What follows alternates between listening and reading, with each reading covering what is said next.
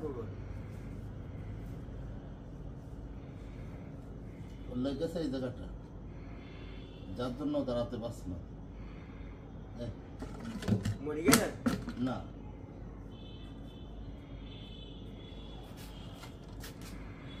সাইডে আছে। এমন ভাই সেটা শুনেছে মরে গেছে। কুকুর না শিয়াল? শিয়াল।